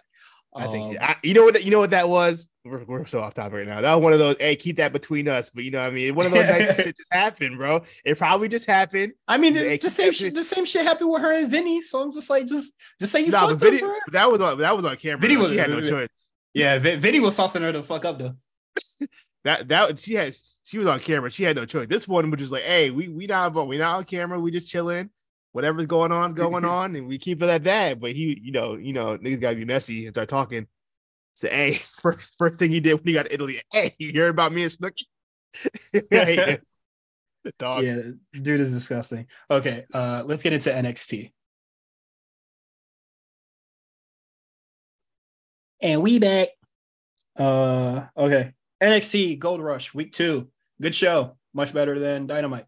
That was a really good episode at NXT. I really enjoyed this. I think both episodes of Gold Rush were a success in my eyes. Really good. Also, NXT's rating last week. I know we usually don't talk about ratings, but we talked about collisions. So I say we should talk about NXT last week. I think we did like 800 something. It's the highest. I believe they said it was the highest it's ever been since they've been on TV. No, ever. I think it's like tied. It's like tied for like as far as when they've been on TV. Like, it's tied for like the highest viewership they've ever had. I believe it's Gold Rush Week 1, and then that same that show that had Roxanne versus Meiko Satomura on it. Was that the other one that went 800? Did I go 800? Yeah. Wow. Okay. I'm positive that one went 800. I assumed it was like maybe one of them like early ones, like when it first jumped over. No. Oh, okay, cool. That's awesome. So let's start. We got Tiffany Stratton, who has an amazing episode of Out of Character with Ryan Satin. Shit, he wrote. I didn't watch. I didn't listen to it. I saw the clip where she was like, she don't know who Limp Bizkit is. No. She was just like when she was talking about Greg Gagne. She's like, oh, just some guy named Greg Gagne. Like just some guy. Like the fact you just said some guy, like it's not Greg Gagne. It really made me. It's like. If I were just like, oh, that's just Moses Malone over there or some shit like that. You know what I mean? Like, or if I was like fucking, I don't know, whoever. I don't know. I just thought it was funny. Obviously, like, I'm not going to falter. Like, the guy's like 90 years old. I don't think I've ever even seen a Greg Gagne match in my life. But just the fact that she's just the way she said it, like, just like he was just some dude. Mm-hmm. And what's funny is, to elaborate on that story, is her mom was talking to somebody that basically knew Greg Gagne. She was just like, my daughter's trying to break into the industry and she doesn't know how. And there's some just random dude that knows Greg Gagne was just like, yeah, I'll see what to do. Also shout out to Mr. Kennedy for training her. Initially trained her. Yeah. I feel like Minnesota, I know it's like a bigger state, but like I feel like everybody kind of knows each other. Like if you're in that kind of that realm, everybody probably already knows each other. She's from Minnesota, right? Yes. Okay, yeah. So yeah, none of the Gagnes are, so that makes sense. Mm-hmm. But yeah, Tiffany, I gotta check out the whole thing. I didn't hear. I just saw that one clip. I thought it was really funny. Tiffany versus Thea Hale was a really good match. Better than I expected. They have surprisingly good chemistry. I was very shocked. I don't know what happened to Thea Hale, but it really seems like Drew Gulak and Charlie Dipsy are really training the fuck out of her, because I thought she looked really good in there. They had really good chemistry. That was probably, I think that's probably the best TNL match I've seen. For all that fucking energy that she has, it's been channeled into a really good match. Yeah, I think that was probably her best work. Absolutely.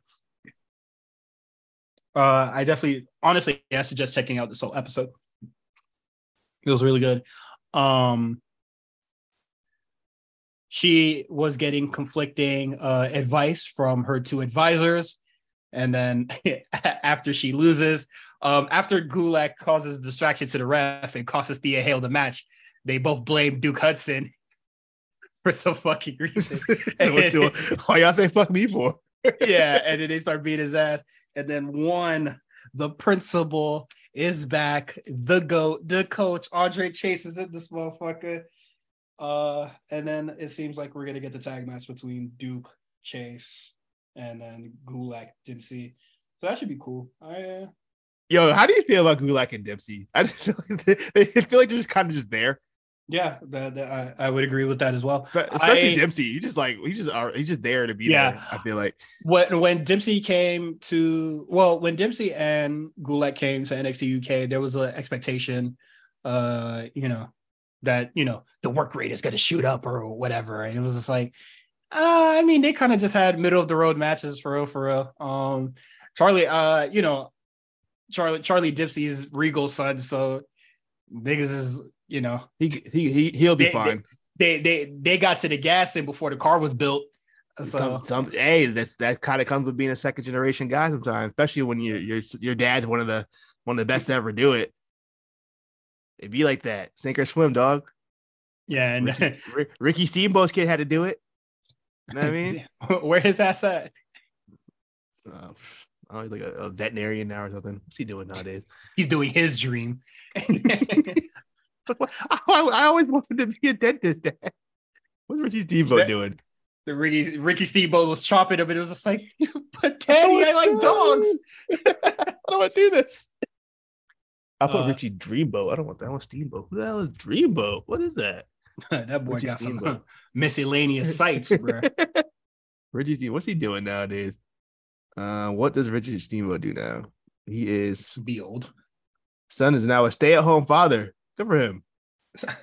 Living the real dream. His wife owns a law firm, which gave him the flexibility to take care of his 4 children. There you go. Oh, go there you go. Fuck taking a backbone. Come on, man. You gotta respect it. That boy said, "Fuck a suplex, bitch. I'm gonna clean this tub." You feel me? That boy living the dream. Good for him. Next match is a British rounds match for the Heritage Cup. We got Nathan Frazier versus Dragon Lee. I put Glazer. Pause. But Frazier takes the win here. I'm gonna be honest, fellas. I cannot fake it anymore. I do not like the British round shit. I don't.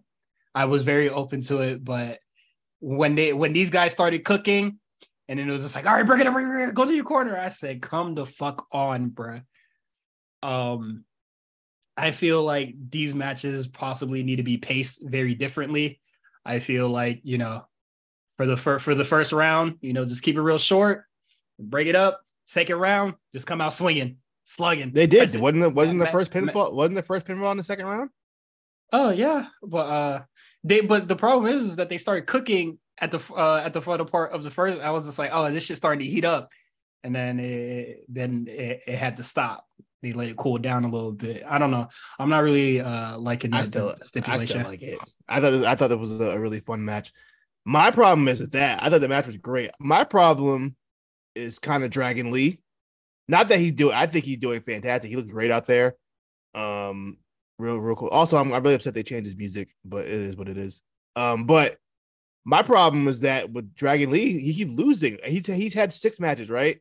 I'm pretty sure 4 out of those 6 matches have been title matches, and he lost them all. At this point, we gotta stop putting him in these situations to lose. I agree. Yeah. I don't know if he had 4. I think maybe he had 3. But either way, you can't keep losing these title matches. It's not a good look for him. But let's move him somewhere else. Give him like a I don't even know who you can put him. Put him with like fucking who's not doing nothing. Who's a heel not doing something? Von Wagner. No, wait, no, he turned face. He's a face now. I don't.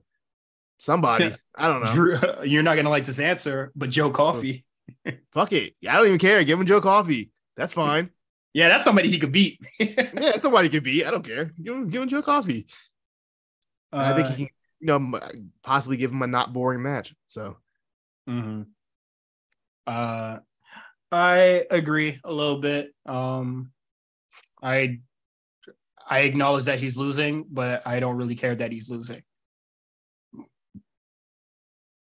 But I get why people are just like, he's constantly being put into these positions to lose. Yeah. I mean, he's just getting the Bryan Danielson booking. What's the problem? That's my problem. I was just gonna say it's Bryan Danielson booking. I hate it. It is what it is. I'm sure they'll find something for him eventually. Big thing, Stacks is a rat. He's talking to the fans, man. I must have missed a segment. I don't remember seeing that. What happened with that? You know that scene in The Wire when Marlo was expecting to talk to the Russian nigga and then Avon come out? You one of those? Yeah, but is Tony D'Angelo, and then Joe Gacy comes out. He's like, surprise. Joe Gacy? No, my fault. Joe Coffey. They need. Okay, I'm about to say. About that. Where he come from? Yeah, but Joe Coffey come out, was like, surprise, with his dickhead haircut. And then he was just like, hey man, your boy's a rat. And then Tony D'Angelo was like, fuck out of here. And he was just like, here's the information. He slides the phone over and plays a voice recording. He goes, Stacks going, man, y'all need to keep quiet, man. There's a new Dawn in town. I'm tired of being the underboss, blah, blah, this and that, after he kidnapped them. And my thought is to Stacks, what loyalty is niggas that you just kidnapped supposed to have to you, bro? Yeah, maybe it's AI. What like, yeah, who knows? How do you get it? He's not known enough to get an AI. He said, Stacks said get AI. They don't have enough data. They don't have enough data, bro. That's funny. Yeah, I was just like, you just kidnapped these niggas and was just like, shh, don't tell Tony. You could have just not kidnapped them. Actually, you could have kidnapped them and not said that. Yeah. Stupid criminal, bro. It would be really funny if it's AI, because I think it would be, because we're speculating for Tony D'Angelo and what's his face to win the tag titles, but it seems I do feel like this is a misdirect. A little shot. I don't think he's a snitch. I believe in my man Stacks. Who they got to do a Stacks impression, bro? He took the Alfred plea. That's crazy. He had his gunner bag right now. I'm still rocking with him. Great album, by the way. It gets better every time I listen to it. This nigga stink. It gets better every time I listen to it. Gotta be honest with you. Yeah, it's kind of fire. I need to listen to that Doug album one more time. I have not listened to the Doug album yet. My favorite song on the joint. People were saying it wasn't fucking with the what is it? The Matt Waller nigga, whoever's on the last couple tracks singing. Well, the New Order. You talking about Thug's album or Thug's album? I don't know. I was talking about Gunna. I don't know. I have not listened to Thug's album yet. Oh, sorry. I heard mixed reviews though. I have to give it another listen, but as of right now, it is a mixed review for me as well. But Carmelo Hayes versus Baron Corbin. This shit means something to me, man. That shit was hard, bro. Fucking heat, bro. How long have Baron Corbin been in WWE? Like 2014? Yeah. This is I know a lot of people are granting him his best match, and I know this is a what have you done for me lately sort of thing, but this is definitely top 3 Baron Corbin matches. To me, as far as singles Baron Corbin matches goes, how long has he been signed since? 2012. He's been there since 2012. Signed a developmental deal in 2012. Mm-hmm. I ain't never, ever, ever seen Baron Corbin wrestle like that in my life. That man was wrestling like this was his last match. This was it. As the kid would say, the rent was due. All he had was some basketball shorts and his old gimmick. He said, I got you. He made Carmelo like $1 million. Carmelo looked like he belonged out there. Carmelo also looked like he belonged out there on Raw on Monday against Finn. And I just think, man, that was really I think Carmelo really needed that defense and that match to go well, and it did because the last absolutely with Braun, I thought the first match didn't hit, and he really needed. I think they kind of redeemed themselves the second time, but this one they got it right the first time, and it was great. Yeah, that was fantastic. I can say that completely turned around on Carmelo Hayes. Like it's working now. Baron Corbin was the perfect person to get the face out of him, or like the face character out of him. Just a really really great match. You gotta check it out. There's a reason why it's competing with Okada versus Danielson. Bro, I saw a dude, the dude who posted on Twitter. The joint had like 20 votes on it. Like the match just happened. Yeah, like, right. So like, bro, you let the damn You let the votes populate first. He react. He fucking sick the dogs on it. So now people are putting bad reviews and shit. Yeah, I mean the thing with cage match going forward, I said it in the Discord, but like the cage match itself is pretty much like tribalism has killed cage match. It doesn't even work anymore.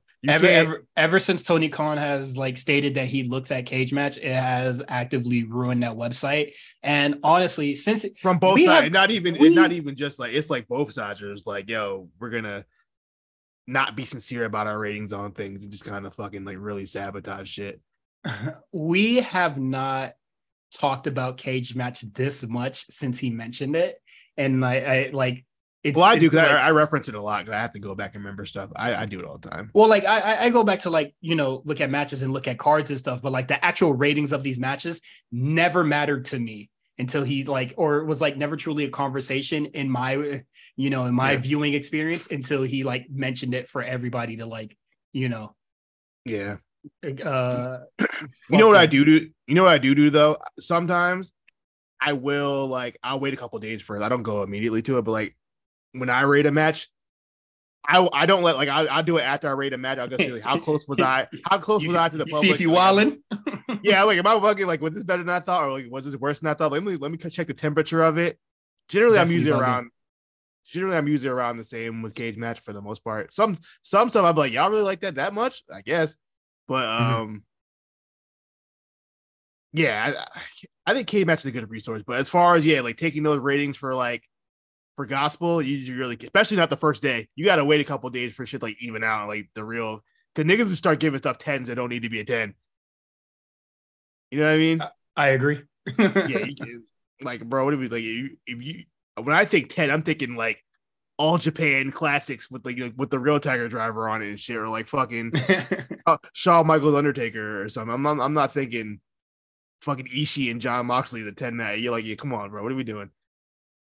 Yeah, pretty or even fucking. I saw Mad 10 for Corbin and Carmel. Like I gave it a 4. That was pretty good.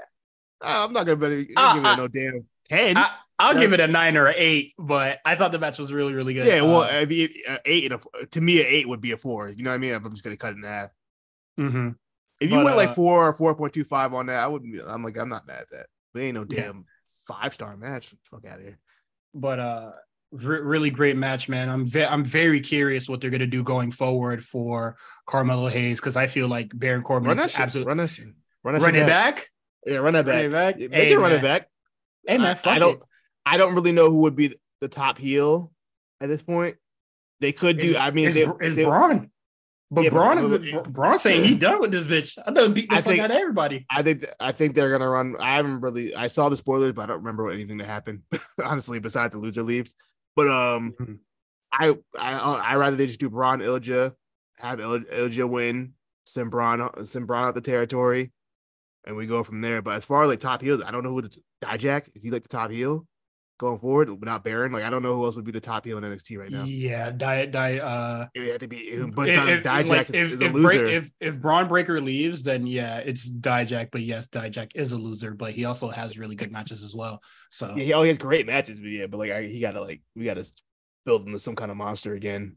I don't really know who else. I mean, if you wanted to go, my man's cult leader guy, what's his name?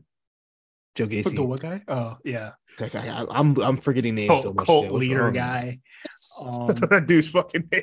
Joe Gacy. But yeah, that match was really good. After the end of this match, Braun Breaker's at HBK's office just like, I'm tired of this shit. I done beat everybody. And I was just like, you didn't beat Ilya Bressa.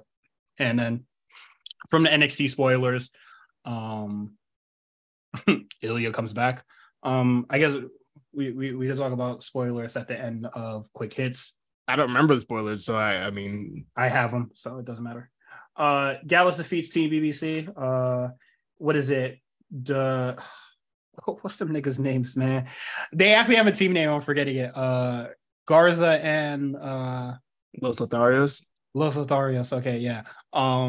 They were ringside or on that podium thing. I don't know. They were distracting in some shape or fashion. And then they're so handsome. Yeah, and Gallus gets the win. I thought it was a really good match. I'm not gonna lie. between the two. Cool. I kind of want to get something going with Malik and Ove at this point. Absolutely. Let's like really like let's do something. Mm-hmm. Because they do this weird thing with them. Like they'll have them on TV for like 2 months and they'll just be gone. And then they'll put them back on TV and then they'll just be gone. But it's not like they're leaving and coming back for like new gimmicks. They're just still the same guys. You know what I mean? Mm-hmm. I can see like they were leaving to work something out and give them like a new gimmick, but it's just like, oh, they're just gone. They just come back. It's really weird. They've done it like twice, like 2 times already. Yeah, shit's crazy. But let's see if they're still on the show after. Schism has a sit down. Everybody's airing their grievances. Whose side are you on that segment? Because I'm definitely on Joe Gacy's. Well, I'm on Joe Gacy's side, but I was just like, these guys are still losers. But yes, you did make them sort of relevant again. Joe Gacy was definitely his manipulator bag. Gaslighting bag. Yeah, he's in his gaslighting bag. You got to respect it. As a true cult leader should. He should be got to be in your gaslighting bag. Yeah, look what I did for you guys. He ain't done shit. Yeah, he really did. Well, keeping a stack. He ain't really done shit for him. All we did, they just changed your fucking name. Yeah, you get to cut your beard off. You look ridiculous. Yeah, and what is it? You got the one eye. Like Joe Gacy might be wrong, but he might be worth some losers. Too. Yeah, you guys little dorks, bro. Mm-hmm. Who's sunglasses? Joe Gacy's. This is hard. The fucking serial killer sunglasses. I might get a pair of those. Low key. Yeah, the serial killer sunglasses. That's what you want. Hey man, police. What? I would like to record a future crime or report a future crime. Don't be snitching. Just like Stacks. Gonna tell him. Gonna ask Stacks. Look, job. Funniest part of this segment is that everybody's in all black except James Drake. He had to get a fit off. He did not get a fit off. The white boy flannel with the ripped jeans and Vans. I said he tried to get a fit off. He was trying. He's like, I'm gonna get my shit off, bro. Get your ass in all black. Put them suspenders back on, nigga. And then the Creeds come out, and then they're gonna have a loser leaves match. So we'll be looking into that. Should be fun. The backlash from Tyler Bate versus Wesley. Wesley and Tyler Bate are absolutely not fucking with Mustafa Ali right now. He's in his now. If you want to talk about fucking his manipulative bag, that's a motherfucker right there. He was like, I called it right down the middle. What do you mean?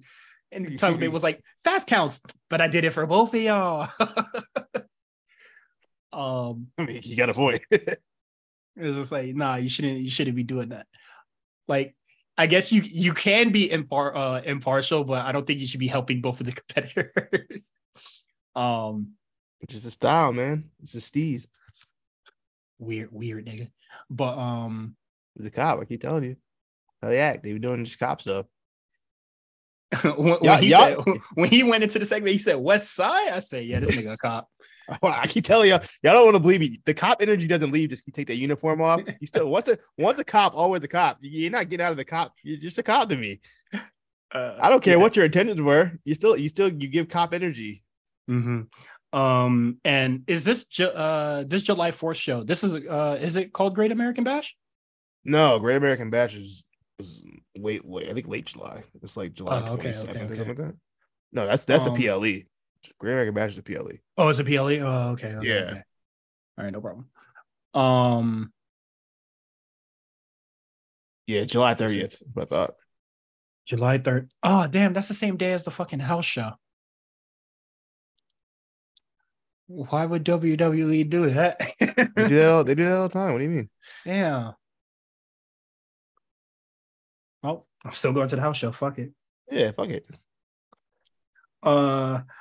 JC Jane keep talking out her goddamn neck, and Lyra's always there to fucking put her back in check. I think JC Jane, she need to start talking with her back towards a wall, so niggas stop running up on behind her. But I thought that segment was funny as hell. She's talking shit, Tatum bassing her up.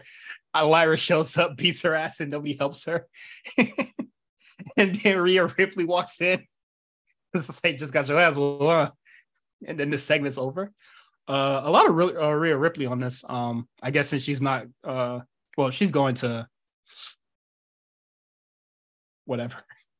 She's going why to, was Rhea Ripley there? That's a good question. It seems like they were trying to allude or set up stuff towards the Finn Balor and Carmelo Hayes match, but I was just like, I think you guys got this shit backwards. Yeah, I don't know the reason. Also, did she go from where were they at on Monday? I have no idea. I did not watch. Damn, where were they at? Is it on Cage Match? See, look at me referring to Cage Match already. Let me see. Where were they at on Monday? CageMatch.net. I would say if they flew from Miami, I guess they must have flew from Florida to go to. Does that make any sense? I don't. I've done it. I've flown from Miami to London, Miami International. You went to London? 2016. For you. They were in okay, so they were in Savannah. So yeah, that's not that far. That makes sense then. That's right. Okay. Honestly, I feel like I wouldn't know. I feel like international flights are more I think it might be cheaper from like New York, but like it is what it is. Because what is it? When I went to London, it was a one way, but they took the one way weird. I guess to avoid the Bermuda Triangle, I guess. Because we flew all the way up to like JFK or like where that would be. So like in New York, Boston sort of area, and then we flew over to London. All one way. I'm not gonna do that again. Definitely want a connecting flight next time. My fucking legs are killing me. Eddie Thorpe is getting trained by Gable Steveson. It was a training montage, so it's whatever.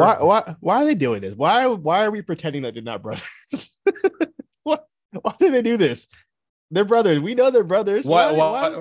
For the same reason we had to pretend that Braun Breaker wasn't a Steiner. I know, but they would. I hate when they do that. Like, bro, if y'all gonna like, could they do like the wink, wink, nudge, nudge with it too? Mm-hmm. No, they'll say little comments. So what's the point? Let Damian Kemp be his own man, bro. They don't fucking include Gable Steveson in the fucking storyline. That doesn't make any sense to me.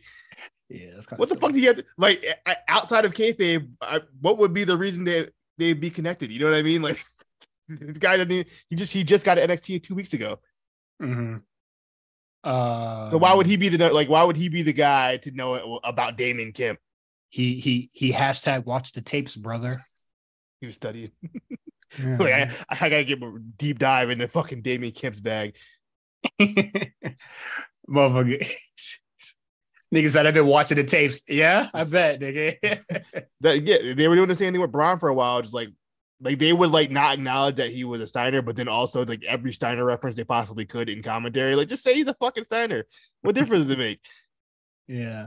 There was a preview of the matches that are happening on July 4th, but well, we know the loser leaves. Oh yeah, I could just look at the fucking spoilers. You just look at the spoilers. Yeah. Don't tell me the result. Just don't tell me the result. I just want to hear the matches. I don't want to. Okay. Also, Gigi Dolan and Kiana James had a match. Gigi Dolan wins. The match was terrible, and Kiana beat her head with a purse full of paint cans. Why did she have the paint cans on deck like that? I don't.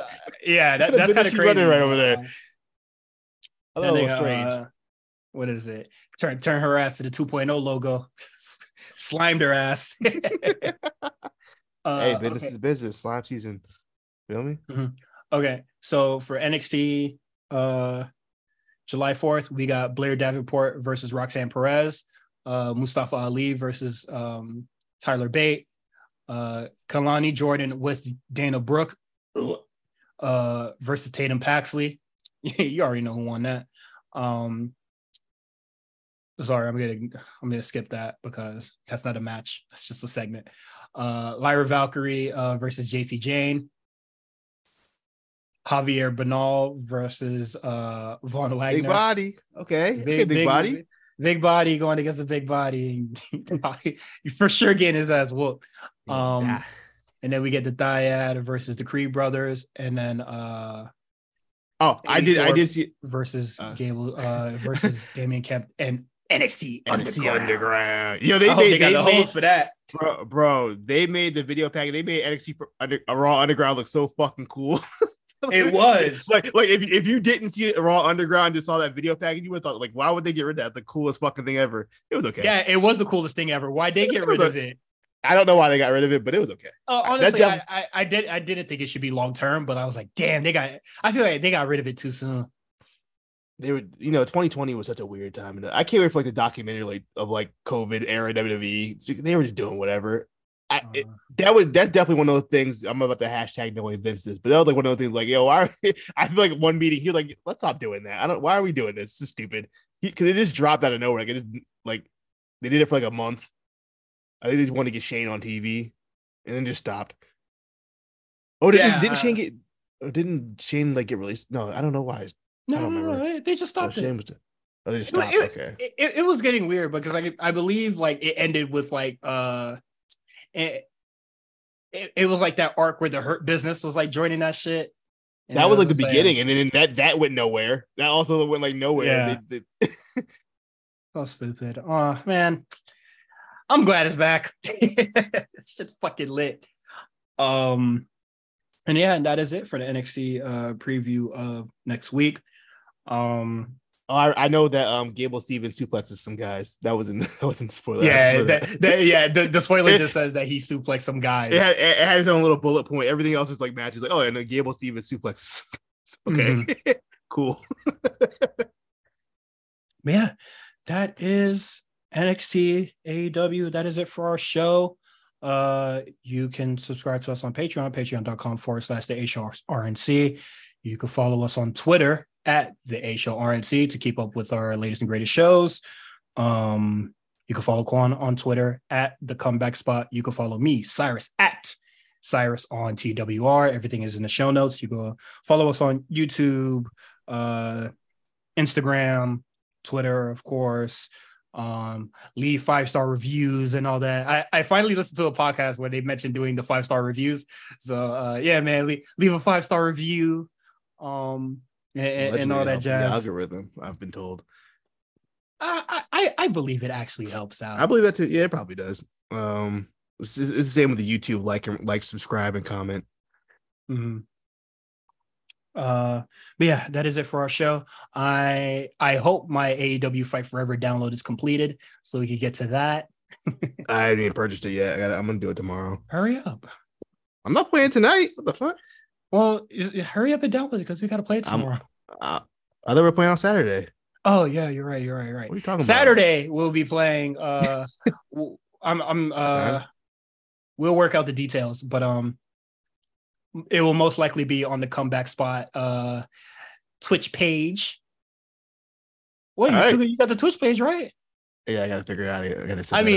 The reason why I want to use your page and not mine is because yours is connected to your wrestling account, while mine is just a generic regular ass account.